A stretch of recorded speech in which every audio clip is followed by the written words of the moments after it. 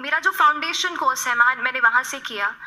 और इस एग्ज़ाम के बारे में जो चीज़ें मुझे 1-2 साल में समझ में आई हैं, वो कुछ चीज़ें मैं आपसे शेयर करना चाहती हूँ।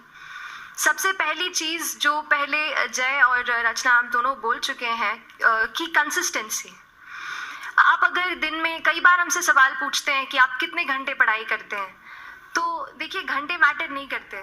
कोई 17-18 घंटे हमें नहीं पढ़ना है, इतना हम पढ़ भी नहीं सकते। एक दिन पढ़ सकते हैं, दूसरे दिन नहीं पढ़ पाएंगे।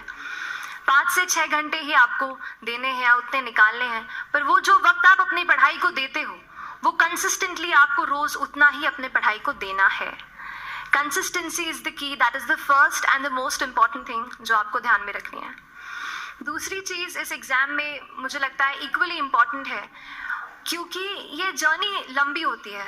जैसे एग्ज़ाम ही 1 साल तक चलती है, आप मेंस देते हैं, आप इंटरव्यू में जाते हैं पर्सनालिटी टेस्ट के लिए, तो एग्ज़ाम 1 साल तक खुद चलती है।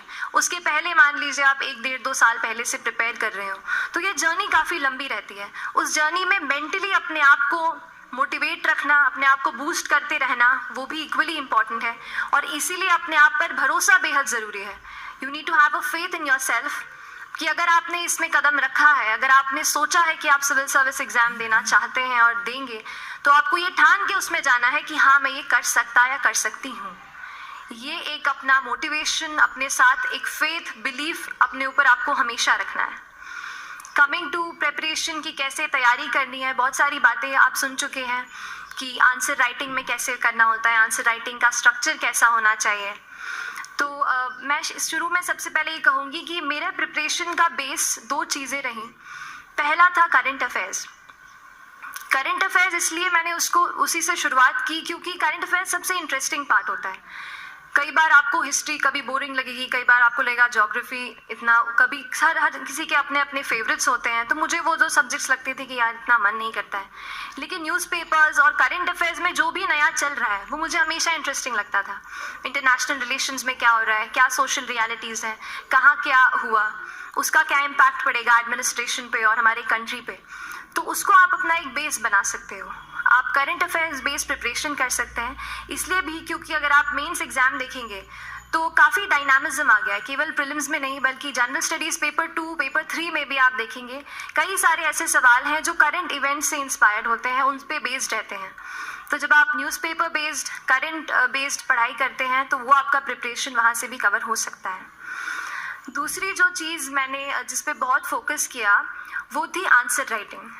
तो आंसर राइटिंग का जैसे खान सर बता रहे थे कि आंसर राइटिंग की प्रैक्टिस बहुत की, तो उसके पीछे मेरा ये था कि जब मैं हमेशा प्रीलिम्स का कोई भी पेपर टेस्ट देती थी, हम मॉक टेस्ट देते हैं, तो मॉक टेस्ट देती थी तो हमेशा मेरे मार्क्स करीब 90 to 110, 120, इससे ऊपर मेरे कभी मार्क्स नहीं जाते थे। तो मुझे हमेशा ये डर था कि यार प्रीलिम्स में कहीं मेरा कुछ, क्योंकि कट ऑफ भी इसी कुछ रेंज में जाता है, तो हमेशा लगता था कि यार कुछ गड़बड़ यहाँ ना हो जाए।